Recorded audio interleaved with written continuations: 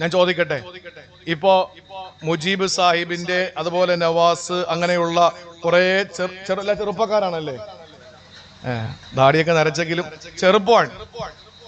അപ്പോ ഈ ചെറുപ്പക്കാർക്ക് ഇവിടെ ഒരു നാടകം വെച്ചെങ്കിൽ, അല്ലെങ്കിൽ ഒരു ഒരു ഒരു ഒരു മറ്റേതെങ്കിലും ഒരു കാര്യം വെച്ചിരുന്നെങ്കിൽ, ഒരു ഗാനമേള വെച്ചിരുന്നെങ്കിൽ, അല്ലെങ്കിൽ ഒന്ന് വേടനെ കൊണ്ടുവന്നിരുന്നെങ്കിൽ, ഇല്ലെങ്കിൽ തൊപ്പിയെ കൊണ്ടുവന്നിരുന്നെങ്കിൽ, അല്ലെങ്കിൽ സമാനമായ ഏതെങ്കിലും ഇപ്പോ ഈ സോഷ്യൽ മീഡിയയിൽ ട്രെൻഡായി നിൽക്കുന്ന ഏതെങ്കിലും ഒരു രീതിയിൽ ഇസ്ലാമികമല്ലാത്ത ഒരു പരിപാടി വെച്ചാൽ ഇവരെ മഹല്ലിന്ന് പുറത്താക്കുവോ?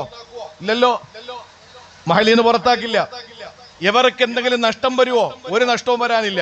പക്ഷെ ഇവർ ഈ സമയത്തും ഈ പ്രതിസന്ധിയുടെ ഈ പ്രതികൂല കാലാവസ്ഥയിലും സാമ്പത്തികമായി പലരും പല ബുദ്ധിമുട്ടുകൾ അനുഭവിക്കുമ്പോഴും ഈ പരിപാടി ഇങ്ങനെ സംഘടിപ്പിച്ച് ഒരുപാട് പെൺകുട്ടികളെ വിവാഹം കഴിപ്പിച്ചു കൊടുത്ത് നാളെ കല്യാണം, നാളെ പ്ലാവണ്ണൂർ ശ്രീ ഭഗവതി ക്ഷേത്ര സന്നിധിയിൽ എന്നെ സോഷ്യൽ മീഡിയയിലൂടെ കേൾക്കുന്ന, ലൈവിലൂടെ കാണുന്ന കേൾക്കുന്ന സഹോദരങ്ങളോട് പറയുന്നത്, നുസ്റത്തുൽ മസാക്കീൻ എന്ന് പറഞ്ഞാൽ അഗതികളെ സഹായിക്കുന്ന ഈ സംരംഭത്തിൽ, മുസ്ലിമീങ്ങളുടെ ഈ കൂട്ടായ്മയിൽ നാളെ ഒരു സാധു പെൺകുട്ടിയുടെ വിവാഹം നടക്കുകയാണ്.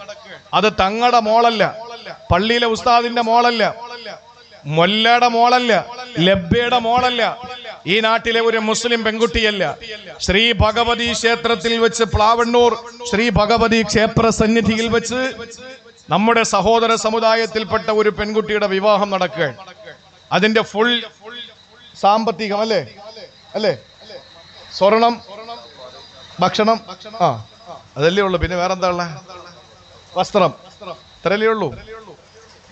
ഇതൊക്കെ കൊടുത്തിട്ട് ഇവര് കല്യാണം നടത്തുകയാണ്. ഇത് കാണുന്ന ഈ കൊച്ചുമക്കൾ, ഈ വലിയ ഇക്കമാര് ചെയ്യുന്ന, അല്ലെങ്കിൽ മുതിർന്ന ആളുകൾ ചെയ്യുന്ന ഈ പരിപാടി ഈ കൊച്ചുമക്കൾ കാണുകയാണ്. ഈ മക്കൾ നാളെ എന്ത് ചെയ്യും? ഇവരുടെ ഈ സന്മാർഗ പാതയിൽ പിന്തുടരും. മനസ്സിലായോ? ഈ സന്മാർഗ പാത അവർ പിന്തുടരും.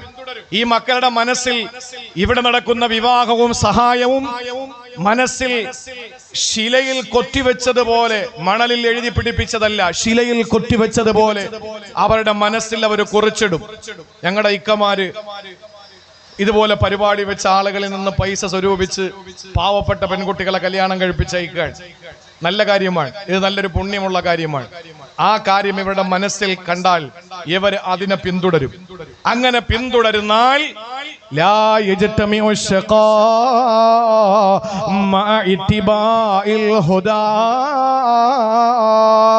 സന്മാർഗം എവിടെ കണ്ടാൽ, നല്ല മാർഗം എവിടെ കണ്ടാലും, നല്ല വഴി എവിടെ കണ്ടാൽ, നല്ല സുഹൃതങ്ങൾ എവിടെ കണ്ടാൽ അതിനെ പിന്തുടരുമോ?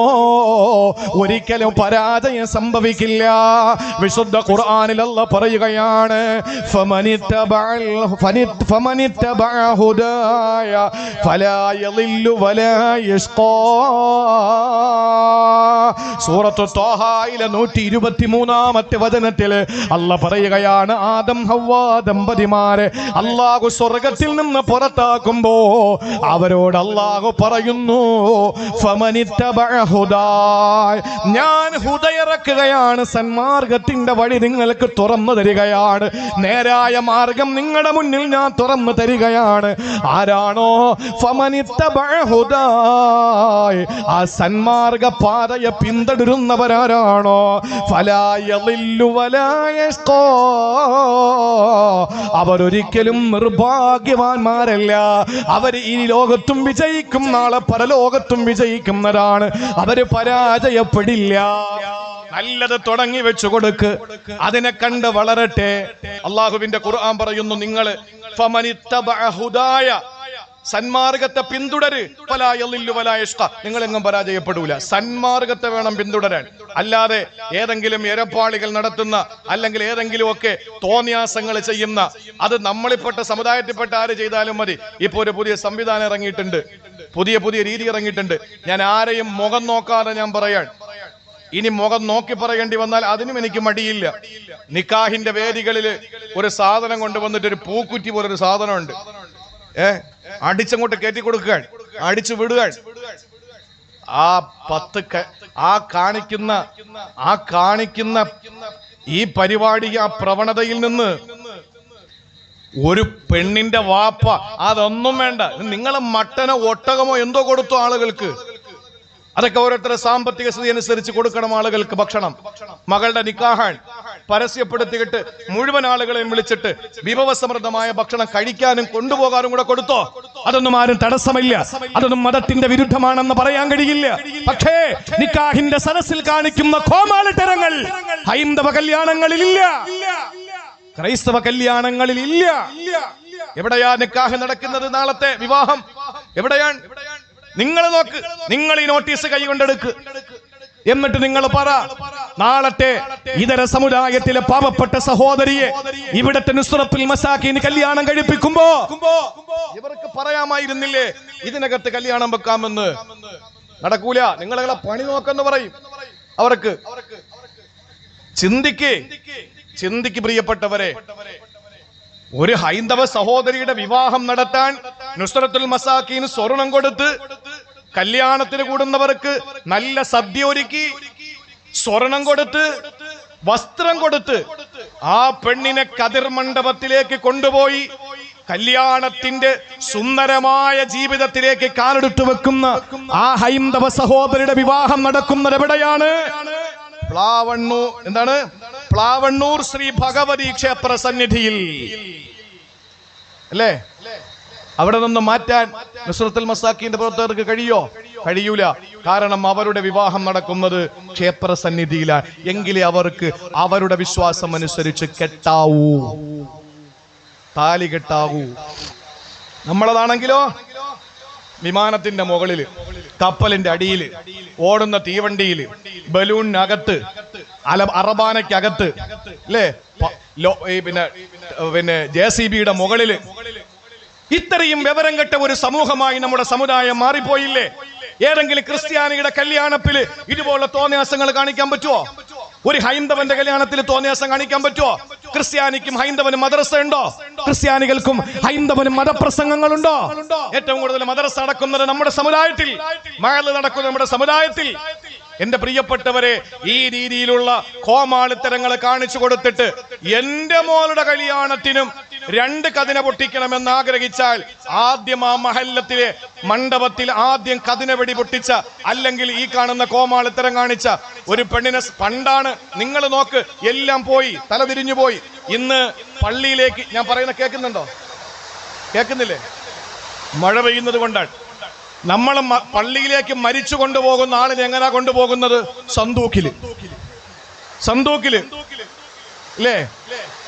ഒരു 10-100ഓളം പേരിങ്ങനെ നടന്ന് സന്തൂക്കില് ചുമന്ന് ലാ ഇലാഹ ഇല്ലല്ലാഹ്, ലാ ഇലാഹ ഇല്ലല്ലാഹ് എന്ന് പറഞ്ഞ് കൽബ് മുഴുവനും മനസ്സ് മുഴുവനും മരണത്തെ പറ്റി ഓർത്തിട്ട്, കാതിൽ കേൾക്കുന്നത് തക്ബീർ, ചുണ്ടുകൊണ്ട് പറയുന്നത് തഹ്ലീൽ, അതുപോലെ കണ്ണ് താഴ്ത്തി വെച്ച് കാലുകൊണ്ട് നടന്ന് കൈകൊണ്ട് ചുമന്ന് ആ മയ്യത്തിനെ പള്ളിയിലേക്ക് കൊണ്ടുപോകുന്ന കാലം മറന്നുപോയി. ഇന്ന് മയ്യത്ത് കൊണ്ടുവരുന്നു, വരട്ടെ മെഹ്റാബിനകത്തോട്ട് ആംബുലൻസ് കയറ്റിയാണ് അല്ലേ? എന്നിട്ട് നീക്കി അങ്ങോട്ട് എറിയാണ്. ഇപ്പൊ സന്തൂക്ക് കൊണ്ടുവരുന്ന എവിടെയെന്നറിയോ? എവിടെയാ? കല്യാണത്തിന് വാ, കാക്കാറ മോള കല്യാണത്തിന് വാ. പുതിയാപ്പള വന്നു, അപ്പോഴേ വെടി പൊട്ടിച്ച് അവനകത്ത് കയറ്റി. ഈ സ്പ്രേ ഒക്കെ അടിച്ച് നല്ല കുട്ടപ്പനായി വരികയാണ്. ഇതങ്ങോട്ട് ഒരടി അങ്ങോട്ട് അടിച്ചു കൊടുത്ത് കത്തിപ്പോയാൽ എത്ര സ്ഥലത്ത് കത്തിയിരിക്കുന്നു, എന്നാലും പഠിക്കൂല. കത്താതിരിക്കാൻ രാവിലെ യാസീൻ ഓതിയിട്ടാ പോണത്. കാരണം ഓൺലൈനിലെ ഉസ്താദ് പറഞ്ഞു കൊടുത്തു, കല്യാണത്തിലെ മണ്ഡപത്തിൽ തീ കത്താതിരിക്കണമെങ്കിൽ ഇന്നതിൽ ചെല്ലിയാ മതി. ഈ പുതിയാപ്പള സ്റ്റേജിലേക്ക് വന്ന് നിക്കാഹ് കാട്ടിക്കൂട്ടിയിട്ട് പോകുമ്പോ പുതിയ പെണ്ണിനെ കൊണ്ടുവന്ന് നിങ്ങൾ നോക്ക്, സന്തൂക്കിനകത്താണ് അല്ലേ? പുതിയ പെണ്ണിനെ സന്തൂക്കിനകത്ത് കൊണ്ടുവരികയാണ്. ധാരുടെ പാരമ്പര്യമാണ്. ഇതെവിടെ നിന്ന് കിട്ടിയതാണ്. ഇത് കാണിച്ചു കൊടുത്തപ്പോ ഇന്ന് പിന്നാലെ വരുന്ന ഓരോ പെണ്ണുങ്ങളും പറയാൻ തുടങ്ങി, എന്റെ കല്യാണത്തിനും സന്തൂക്ക് വേണം അല്ലേ? പൂപ്പന്തല്ല് കെട്ടിയിട്ട് 4 കാലിലിങ്ങനെ പിടിച്ചിട്ട് പുതിയ പെണ്ണിനെ എങ്ങനെ ഇരുത്തിക്കൊണ്ടുവരിക, അല്ലെങ്കിൽ നിർത്തിക്കൊണ്ട് നടത്തിക്കൊണ്ട് വരികയാണ്. ഖത്തീബുമാരുടെ ഗതികേട് എന്ത് ചെയ്യാനാ? ഇതെല്ലാം കണ്ടോണ്ടിരുന്നിട്ട് ഖത്തീബ് അൽ ഫാത്തിഹ ഒരടി അങ്ങോട്ട് അടിച്ചു കയറ്റി കൊടുക്കുക. ഇല്ല ജോലി പോവും. നല്ല സമയത്ത് തെങ്ങി കയറാൻ പഠിച്ചോ? ഇല്ല. ഇതിന് വല്ല ജോലി അറിയോ? ഒന്നും അറിഞ്ഞൂടാ. പാവം. വല്ലാത്തൊരവസ്ഥയാണ് നമ്മുടെ സമുദായത്തിന്റെ അവസ്ഥ. എനിക്കറിയാം ഇത് നാളെ ക്ലിപ്പാവും, വിവാദമാവും. ആ വിവാദങ്ങളെ ഞാൻ എനിക്ക് കിട്ടുന്ന അനുമോദനങ്ങളായി, അംഗീകാരമായി ഞാൻ ഏറ്റെടുക്കുകയും ചെയ്യും. എന്റെ പ്രിയപ്പെട്ട സഹോദരങ്ങളെ, ഈ രീതിയിൽ ആരെങ്കിലും എന്തെങ്കിലും കാണിച്ചു കൊടുത്താൽ അതൊരു സമൂഹം ചെയ്താൽ ഖബറിൽ ചെന്ന് കിടക്കുമ്പോ ഈ ചെയ്തതിന്റെ ശിക്ഷ മാത്രമല്ല, മറിച്ച് പിന്നീട് ചെയ്യുന്നതിന്റെ ശിക്ഷ കൂടി. നീ ചെയ്തതിന്റെ അടിയിൽ നിനക്ക് കിട്ടും, വാതാറകു നീ കാട്ടിക്കൊടുത്തതിന്റെ അടിയിൽ നിനക്ക് കിട്ടുമെന്ന് പരിശുദ്ധ ഖുർആൻ. അതുകൊണ്ട് എന്തു വേണം? സന്മാർഗത്തിന്റെ വഴി മാത്രം നീ തെരഞ്ഞെടുക്കണം. ഇവിടെയും പരാജയമില്ല, അവിടെയും പരാജയമില്ല. അഞ്ചാമതായിട്ട് വിശുദ്ധ ഖുർആൻ പറയും,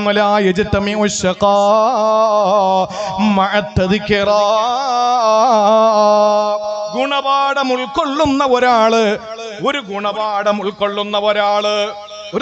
ഉൾക്കൊള്ളുന്ന ഒരാള് പരാജയപ്പെടില്ല. കഠിനമായ ശക്തമായ പേമാരി പെയ്തിറങ്ങി. ആ പേമാരിയിൽ ഒരു വീട് തകർന്നുപോയി, അല്ലെങ്കിൽ വെള്ളം കയറിയിട്ടൊരു കുടുംബം മുഴുവനും നശിച്ചുപോയി. ഞാൻ കണ്ടു സഹോദരങ്ങളെ, വയനാട് ജില്ലയിലെ മേപ്പാടിയിലെ പാവപ്പെട്ട സഹോദരങ്ങളുടെ വീടും അവരുടെ സ്ഥലവുമൊക്കെ കാണാനിടയായി. കഴിഞ്ഞ വർഷം മേപ്പാടിയിൽ ഈ ദുരിതം നടന്ന മേഖലയുടെ 1 കിലോമീറ്റർ അപ്പുറത്ത് മേപ്പാടിയിൽ 2 ദിവസത്തെ പ്രസംഗത്തിന് പോയി. മനഃപൂർവ്വം ബോധപൂർവം 2 ദിവസം കൊടുത്തു. എന്തിന്? ഒന്നാമത്തെ ദിവസം അവിടെ എത്തിച്ചേർന്നു, പ്രസംഗം കഴിഞ്ഞ് വിശ്രമിച്ചു. 2-ാം ദിവസം പകല് ദുരന്തം നടന്ന പ്രദേശങ്ങൾ മുഴുവനും സന്ദർശിച്ചു. പ്രിയപ്പെട്ട സഹോദരങ്ങളെ, ഗുണപാഠമാണിത്. ഇതൊരു ഗുണപാഠമാണ്. നൂഹ് നബി അലൈഹിസ്സലാമിനെ നൂഹ് നബിയുടെ സമുദായത്തെ അള്ളാഹു നശിപ്പിച്ചത് വെള്ളം കൊണ്ടാണ്, ഇല്ലേ? അടുപ്പിൽ നിന്ന് വെള്ളം പൊട്ടി, ആകാശത്തുനിന്ന് മഴ പെയ്തു, ഭൂമിയിൽ നിന്ന് വെള്ളം വിണ്ട് കീറി പൊട്ടി വന്നു. അതേ വെള്ളം കൊണ്ട് ആരെ രക്ഷപ്പെടുത്തി? അയ്യൂബ് നബി അലൈഹിസ്സലാമിനെ രക്ഷപ്പെടുത്തി അള്ളാഹ്. ഒരേ സമയം വെള്ളം അള്ളാഹു നൂഹ് നബിയുടെ സമുദായത്തെ നശിപ്പിച്ചു, അയ്യൂബ് നബി അലൈഹിസ്സലാമിന്റെ രോഗശമനമാക്കി. ഇതാണ് അള്ളാഹ്. ഉരുൾപൊട്ടി, കോവിഡ് വന്നു, സുനാമി വന്നു. ഇതൊക്കെ വരുമ്പോഴൊക്കെ ഇതൊക്കെ ഗുണപാഠമാണ്. ഈ ഗുണപാഠങ്ങളെ ഉൾക്കൊണ്ടുകൊണ്ട് ജീവിതം നമ്മൾ ഊഷ്മളമാക്കുക. അള്ളാഹുവിന്റെ ഖുർആൻ പറയുകയാണ്, ഫദക്കിർ ഇൻ നഫഅതിൽ ദിക്റാ. ഫദക്കിർ നബിയെ, പറഞ്ഞുകൊണ്ടേയിരിക്കൂ നബിയെ, അവരോട് പറഞ്ഞുകൊണ്ടേയിരിക്കൂ. ഇൻ നഫഅതിൽ ദിക്റാ, അവർക്ക് ഉപകാരപ്പെടും, അവർക്ക് ഗുണപ്പെടുന്നതാണ്. സയദ്ദക്കറു മൻ യഖ്ശാ, അല്ലാഹുവിനെ ഭയന്ന് ജീവിക്കുന്ന ആളുകൾക്ക് ആ ഉപദേശം ഉപകാരപ്പെടും, അവർക്ക് ഉപകാരപ്പെടും. വയതജന്നബുൽ അസ്ഖാ, പരാജിതൻ ഇതിൽ നിന്ന് അകറ്റപ്പെടും. സഹോദരങ്ങളെ, ഏതൊരു മനുഷ്യനാണോ ഗുണപാഠം ഉൾക്കൊള്ളാത്തവൻ, അവൻ പരാജിതനാണ്. ഗുണപാഠം ഉൾക്കൊണ്ടാൽ നമ്മൾ പരാജയപ്പെടില്ല. ഒരുപാട് ഉദാഹരണങ്ങൾ, ഒരുപാട് ചരിത്രങ്ങൾ നമുക്ക് പറയാനുണ്ട്. നമ്മുടെ സമയം പരിമിതമാണ്. പ്രിയപ്പെട്ട സഹോദരങ്ങളെ, അതുകൊണ്ട് ഒരു വീട്ടിലൊരു മരണം നടന്നാൽ അതൊരു ഗുണപാഠമാണ്. ചെറിയ കുട്ടി മരിച്ചു. ഞാന് ഇവിടെ പഠിക്കുന്ന സമയത്താണ് പല വേദികളിൽ ഞാനത് പറയണ്ടായി. നിങ്ങൾക്ക് ഓർമ്മ ഉണ്ടെന്ന് എനിക്കറിയില്ല. കരുനാഗപ്പള്ളിയിൽ ഞങ്ങൾ എന്ത് അസുഖം വന്നാലും പോകുന്ന ചില ആശുപത്രികളുണ്ട്. ആ ആശുപത്രിയിൽ ഞങ്ങൾ പോകുമ്പോ അവിടെ ഒരു കുട്ടി കിണറിലേക്ക് വീണുപോയ കളിച്ചുകൊണ്ടിരിക്കുമ്പോ ആ കുട്ടി മുറ്റത്തിരുന്ന് കളിക്കുന്ന കണ്ട് ഉമ്മ. കുറച്ചു കഴിഞ്ഞ് കുട്ടിയെ കാണാനില്ല. ആ കുട്ടിയെ കാണാതില്ലാതെ വന്നു. 4 സൈഡും ഓടി നടക്കുന്നു. ഉമ്മയ്ക്ക് കുട്ടിയെ കാണാനില്ല. അവസാനം ഈ കിണറിന്റെ മുകളിലിട്ടിരിക്കുന്ന വല ഇങ്ങനെ ചാഞ്ഞു കിടക്കുന്ന കണ്ടപ്പോ താഴേക്ക് വന്ന് നോക്കുമ്പോ കിണറിൽ ആ കുട്ടി വീണു. 2 തവണ മുങ്ങിപ്പോയ കുട്ടി മോട്ടറിന്റെ പൈപ്പിൽ പിടിച്ചിങ്ങനെ ഇരിക്കുകയാണ്. കിടന്ന് നിലവിളിച്ചു. ആളുകൾ വന്നു, കുട്ടിയെടുത്തു കരുനാഗപ്പള്ളി താലൂക്ക് ആശുപത്രിയിൽ കൊണ്ടുവന്നു. തൊട്ടടുത്തല്ലേ, അവിടെ കൊണ്ടുവരുമ്പോ ഈ സന്ദർഭത്തിൽ നമ്മൾ അവിടെ ഉണ്ട്. എന്താ സംഭവം? വർഷങ്ങൾ എത്ര കഴിഞ്ഞു പ്രിയപ്പെട്ട സഹോദരങ്ങളെ? 2005-ലോ 2006-ലോ ഒക്കെയാണ്. ആ സമയത്ത് പ്രിയമുള്ള സഹോദരങ്ങളെ, ആ കുട്ടി പെട്ടെന്ന് തന്നെ കൊല്ലം ആ ആശുപത്രിയിലേക്ക് വിടുന്നു, താലൂക്ക് ഹോസ്പിറ്റലിലേക്ക് വിടുന്നു. പിന്നീട് അറിയാൻ കഴിഞ്ഞത് ആ കുട്ടിക്ക് യാതൊരു നിലയിലുള്ള ബുദ്ധിമുട്ടും ഉണ്ടായിരുന്നില്ല. കുറച്ച് വയറിലൊക്കെ രണ്ട് പ്രാവശ്യം അതിന് ആവശ്യമായ കരുതലുകളൊക്കെ എടുത്തപ്പോഴേക്കും വായിലൂടെയൊക്കെ വെള്ളം തെറിച്ചു. ആ കുട്ടി രക്ഷപ്പെട്ടു. കിണറിലേക്ക് വീണ കുട്ടി രക്ഷപ്പെടുകയാണ്. 2 തവണ മുങ്ങി പൊങ്ങിയ കുട്ടിയാണ്, രക്ഷപ്പെട്ടു. പക്ഷെ അപ്പോഴും അവിടെ തൊട്ടടുത്ത് മറ്റൊരു കുട്ടിയെ കൊണ്ടുവന്നു, മരിച്ചുപോയി ആ കുട്ടി. ആ കുട്ടി എങ്ങനെയാ മരിച്ചത്? ഒരു ബക്കറ്റ് വെള്ളത്തിൽ വീണിട്ട് ആ കുട്ടി മരിച്ചു. മുറ്റത്തു വെച്ചിരുന്ന ഒരു ബക്കറ്റ് വെള്ളത്തിൽ വീണിട്ടൊരു കുട്ടി മരിക്കുന്നു. കിണറിൽ 2 തവണ മുങ്ങിപ്പൊങ്ങിയ കുട്ടി രക്ഷപ്പെടുന്നു. ഇത് ഗുണപാഠമല്ലേ? ഇത് ഗുണപാഠമല്ലേ? ഇങ്ങനെയുള്ള ആയിരക്കണക്കിന് ഗുണപാഠം നമ്മുടെ മുമ്പിൽ വന്നു പോവുകയാണ്, നമ്മൾ അറിയുന്നില്ല. വന്നു പോകുന്നു ഗുണപാഠങ്ങൾ. ആ ഗുണപാഠങ്ങൾ വരുമ്പോ അതിൽ നിന്ന് പാഠം ഉൾക്കൊള്ളാൻ നമ്മൾ തയ്യാറാകണം. എങ്കിൽ ഒരിക്കലും നമ്മൾ പരാജയപ്പെടില്ല. ഇവിടെയും പരാജയപ്പെടില്ല, ആഖിറത്തിലും പരാജയപ്പെടില്ല. സഹോദരങ്ങളെ, ഒരുപാട് ഗുണപാഠങ്ങൾ ഖുർആനിൽ പറയുന്നുണ്ട്. അതൊന്നും പറയാനുള്ള സമയമില്ല, ഞാൻ അവസാനിപ്പിക്കട്ടെ. 6ാമതായിട്ട് നമ്മൾ വിശുദ്ധ ഖുർആൻ പറയുന്നു, ലാ യജ്തമിഉ ശഖാഉ, പരാജയം ഒരിക്കലും സംഭവിക്കാത്ത 6ാമത്തെ കാര്യം വിശുദ്ധ ഖുർആൻ പറയുന്നു, ലാ യജ്തമിഉ ശഖാഉ മഅ തഖ്വ. ഭക്തിയോടെ ജീവിച്ചാൽ, തഖ്വയുണ്ടെങ്കിൽ പരാജയപ്പെടില്ല. തഖ്വയുണ്ടെങ്കിൽ പരാജയപ്പെടില്ല. തഖ്വ എന്ന് പറഞ്ഞാൽ എന്താ? പേടിയാ. പേടി എന്നാണ് അർത്ഥം. അള്ളാഹ് എന്തിനാ പേടിക്കുന്ന? പട്ടിയെ പേടിയുണ്ടെങ്കിൽ നമ്മൾ എന്താ ചെയ്യാ? പട്ടിയെ പേടിയുള്ള ഒരാൾ എന്താ ചെയ്യാ? പട്ടിയെ കാണുമ്പോൾ ഓടും. സിംഹത്തെ പേടിയാണെങ്കിൽ ഓടും. കടുവയെ പേടിയാണെങ്കിൽ ഓടും. പാമ്പിനെ കണ്ടാൽ പേടിയാണെങ്കിൽ ഓടും. അപ്പൊ അള്ളാഹെ കണ്ടാൽ എന്ത് ചെയ്യണം? പേടിയാണെങ്കിൽ ഓടണോ? അള്ളാഹെ പേടിക്കണമെന്ന് പറഞ്ഞാൽ അതിന്റെ അർത്ഥം എന്താ? പട്ടിയെ കണ്ട പേടിക്കുമ്പോൾ ഓടണമെന്നാണോ? ബാക്കിയെല്ലാം പേടി ഉണ്ടാകുമ്പോ അവിടെ നിന്ന് ഓടുന്നു. പക്ഷെ അള്ളാഹുവിനെ പേടിയാണെങ്കിലോ ബാക്കിയുള്ള സ്ഥലത്ത് നിന്ന് അവനിലേക്ക് നമ്മൾ ഓടണം. അപ്പൊ അതുകൊണ്ട് പേടി എന്ന് പറയുന്ന തഖ്വയ്ക്ക് നല്ല ഒരു പദമല്ല. തഖ്വ വേണം, അവിടെ പേടി വേണം. അള്ളാഹെ പേടിക്കാൻ എന്താ? അള്ളാഹു താല ഈ ട്രംപിനെ പോലുള്ള എന്തെങ്കിലും വലിയ ഭീകര ജീവിയാണോ? അള്ളാഹു ബെന്യാമിൻ നെതന്യാഹുവിനെ പോലെ എന്തെങ്കിലും ഭീകരനാണോ?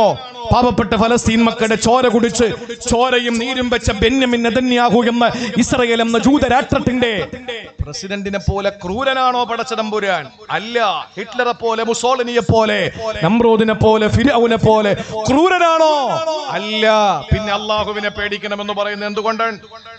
പിന്നെ നമ്മൾ പറയാറുണ്ട് ഭക്തി. തഖ്വ എന്ന് പറഞ്ഞാൽ ഭക്തി ഇല്ല. അത് വ്യാപകമായ ഒരു പേരാണ്, ഭക്തിസാന്ദ്രമായ, അല്ലേ? അതൊക്കെ മറ്റേ കോമൺ പേരാണ്. ഈ തഖ്വ എന്ന് പറഞ്ഞാൽ എന്താണ്? ഒറ്റ വാക്കിൽ മനസ്സിലാക്കിക്കോ. ആഖിറത്തിൽ ചോദ്യം ചെയ്യപ്പെടുന്നതിനെ ഭൂമിയിൽ പേടിക്കുക. ശ്രദ്ധിച്ചോ? ആഖിറത്തിൽ ഇടങ്ങേറുണ്ടാകുന്നതിനെ ഭൂമിയിൽ പേടിക്കുക. ഒരു കാര്യം നമ്മൾ ചെയ്യുമ്പോൾ അത് ആഖിറത്തിൽ പിടിച്ചു നിർത്തുമെന്ന് പേടിയുണ്ടെങ്കിൽ ദുനിയാവിനെ അതിനെ സൂക്ഷിക്കണം. അതിനാണ് തഖ്വ എന്ന് പറയുന്നത്. ആ തഖ്വ നമ്മൾ മുറുകെ പിടിച്ചാൽ, ആ ഭയഭക്തിയോടെ നമ്മൾ ജീവിച്ചാൽ, അല്ലെങ്കിൽ ആ ഭയത്തോടെ നമ്മൾ മുന്നോട്ട് കൊണ്ടുപോയാൽ, ഫഅൻദർതുകും നാറൻ തലല്ലാ ലാ യസ്ലാഹാ ഇല്ലൽ അസ്ഖാ അല്ലദീ കദ്ദബ വതവല്ലാ വസയുജന്നബുൽ അത്ഖാ അല്ലദീ യുതി മാലഹു യതസക്കാ. വിശുദ്ധ ഖുർആനിൽ അല്ലാഹ് പറയുകയാണ്, നരകത്തെ നിങ്ങൾക്ക് മുന്നറിയിപ്പ് തരികയാണ്. തലല്ലാളി കത്തുന്ന നരകത്തെ നിങ്ങളോട് മുന്നറിയിപ്പ് തരികയാണ്.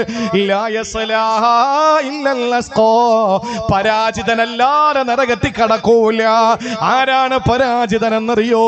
അല്ലദീ കദ്ദബ വതവല്ലാ, കളവാക്കുന്നവനും വതവല്ല, അഹങ്കാരത്തോടെ പിന്തിരിഞ്ഞു പോകുന്നവനുമാണ്.